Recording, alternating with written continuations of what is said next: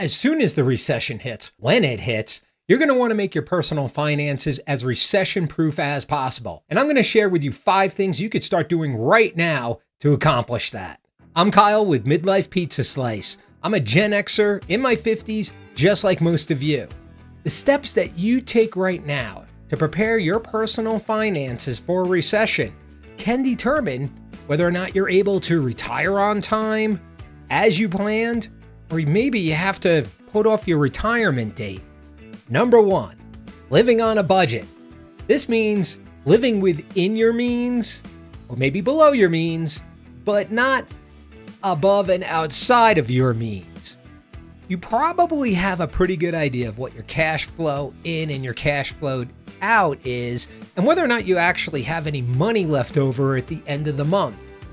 What I want to help do is zero in on why do you have money at the end of the month, or why don't you have money at the end of the month, by applying budget tool. There are some great apps out there that you can just keep on your phone that will help you to track where your income and your expenses are. And it'll help you to zero in on some of those little things that maybe you didn't realize you were spending money on. Now, there is a monthly or annual cost to most of, I would say, the better ones to go out and use, but they're well worth it because they're going to save you a lot of time, and especially if you don't have a lot of time to be doing this. Now, if you want to go tried, true, and really simple, just grab yourself a piece of paper and a pen, go ahead and draw a line down the center of that piece of paper, and then a little line up top, and on one side, write income, the other side, just write expenses. And keep track every day of where your money is going. So if you're buy yourself a coffee, put that down. If you're going and paying yourself a bill, go ahead and write that down. And then when you get paid, put that in. And then tally that up at the end of each week or at the end of a month. And go back and take a look. When you look at what you spent money on, take a green highlighter and anything that you would say is essential. Paying the heating bill, that would be essential. Paying your rent or your mortgage, that would be essential. And then go through and look at the other things and say, is this important but just not essential? And highlight that yellow. Now for you, that may be cable TV, it may be the internet, maybe things that you say, I need it, but I don't absolutely have to have it. And then take a red pen, red highlighter, and go through anything else that you say, well, maybe that cup of coffee wasn't exactly something I always have to have. And this will help you to figure out how much money is going to my essentials, how much is going to things that are important, and then lastly, how much is going to things that I just try to enjoy, or it's just a very occasional expense. Now, I'm old school. I've been using an Excel spreadsheet for now coming on 20 years. And it's just that it works for me because I'm so familiar with it, and it helps me just track what are my expenses like every month. And it helps me to know, do I have money left over at the end of the month, or do I need to go and get a part-time job, or pick up some kind of a side hustle, make some YouTube videos or something? Review your expenses and decide, do I even really still need this? A few months ago, my wife and I, we cut the cord. We got rid of our cable TV because everything that we were already watching was already on other streaming channels. So why pay for both? It wasn't easy. I felt a tinge of nervousness because, like many of you growing up in the 70s and the 80s, we grew up at a time where you had to make sure you watched last night's episode of some popular TV series so you could talk about it at school the next day and connect with your friends. But I don't think that still happens anymore. Does it? So look at those expenses that you have. Some of those ones that might be non-essential but important, or just absolutely non-essential, just really nice to have once in a while. That may tell you where there is some room to work within your budget if you need to do so. Review your budget and see if there's a few things that you can line item out. A couple expenses that maybe you just don't need to be paying for anymore. This way, if you can open up just a little bit of your cash flow, it's going to help you with step number 2. Number 2, pay down credit card debt. Interest rates are at their highest since 2006. And you can be sure that credit card rates are also following suit and at their highest. The average credit card rate is at 24.56% APR, and that's $245 of annual interest per thousand borrowed from them. Per thousand. Okay, let's zero in a little bit. The average 50 to 60-year-old is currently carrying $7,200 of credit card debt. Let's just say you're paying $200 a month on $7,200 on your card at 24.56% APR.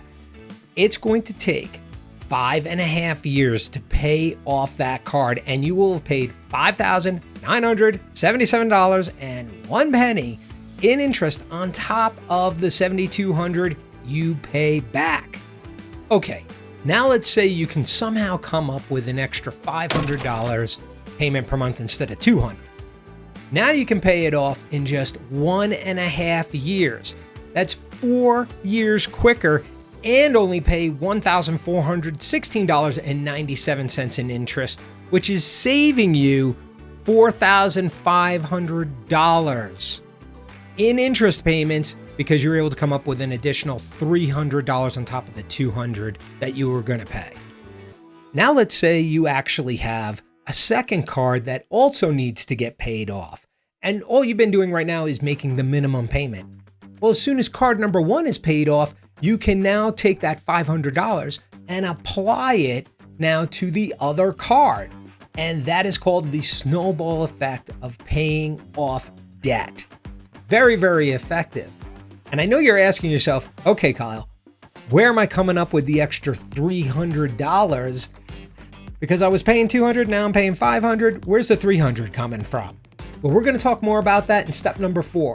But before we go there, now let's go into step number 3, building your savings. If we've got debt under control and hopefully it's paid off, then we can go ahead and work on number 3. The median savings rate for a 55-year-old in the United States is $5,620. It's good to have some savings, of course, but $5,600, you're only one event away from having no savings. I mean, one medical emergency, one really bad car accident, one major home repair. Okay, the rule of thumb is to get 6 months of savings into an emergency account if you need it. Let's face it, during a recession, banks and other institutions, their lending requirements typically tighten up, so it's not as easy to get money through them. And we don't want to have to go to credit cards unless it's an absolute have to, because we just said their interest rates are super high. So if you can get 6 months of your take-home pay put into an emergency account, that should help you weather most of the unfortunate circumstances that could happen and help you get to the other side without having to go into debt. The good news is that while you're putting money away and building up that emergency nest egg, there are a lot of banks out there who are very interested in holding your money. And right now they're paying really good savings rates, probably the best in the last 2 decades, somewhere between 4.3 and 5%. So while your money is sitting there waiting in case you need it, it's actually accruing interest and becoming a larger amount and hopefully keeping pace with inflation. So do some research, look around, talk to your local banks or other savings institutions and see what kind of deals you can get. Number 4, if you need more money to pay down debt or to build up your savings, then let's talk about picking up a part-time job or a side hustle.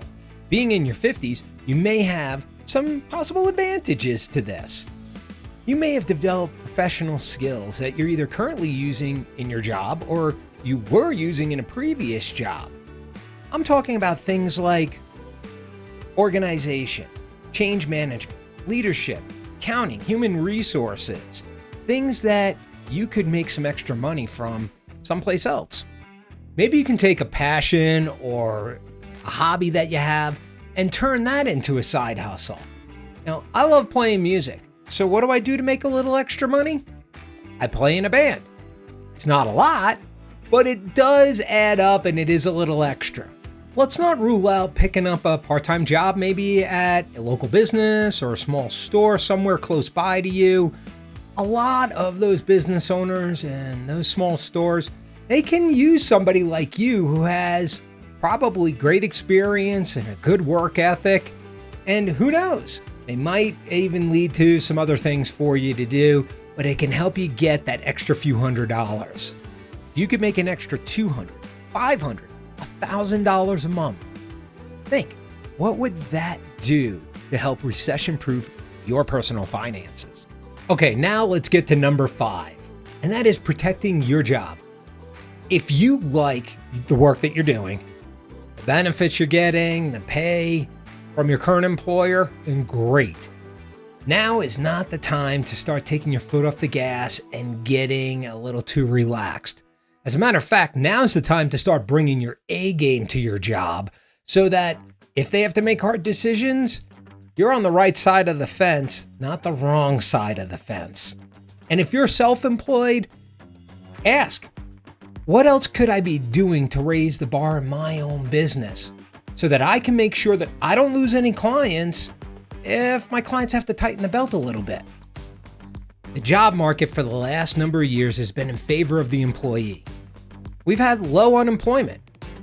Maybe you've relaxed a little bit, gotten complacent, but more and more headlines are creeping up about layoffs. And today we're at about 3.9% unemployment.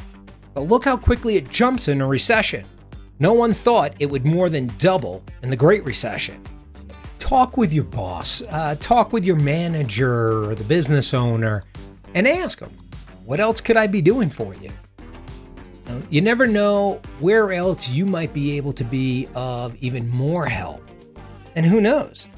Maybe you pick up a little something extra from them and you don't have to then go and find a side hustle. This is a really good time for you to be honest with yourself. Are you being a good employee?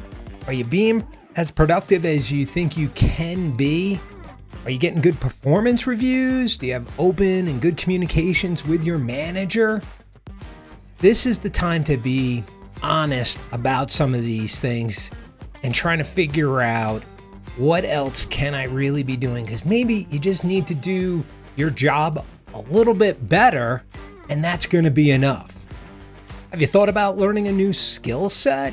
Maybe something that could really enhance the job that you're in, that career or that industry, and help you to just bring some more value to the work that you're currently doing, or be able to add on top of it with something that your employer is going to go, that's great. I didn't know you could do that type of skill, that kind of program, or be able to bring something like that to the table for us. Go online and take a look, because there are some great places like Udemy, Skillshare, Masterclass, LinkedIn Learning, or maybe get a coach or a mentor to help you increase your productivity. If you do these 5 things, then you're going to be ahead of 99% of the crowd out there when the recession hits. And being in a recession is never a comfortable place to be in, especially when you have that retirement coming in around the corner. You being here, watching this video just tells me that you're looking for answers and you're trying to put a plan in place. If you haven't already done so, then go ahead and hit that subscribe button. Get yourself a slice. Midlife Pizza Slice is going to be bringing you more content on how to live well through your 50s, through midlife, when it comes to your health, personal finances, and your happiness. Each and every week, we got a new video for you, so make sure you don't miss it.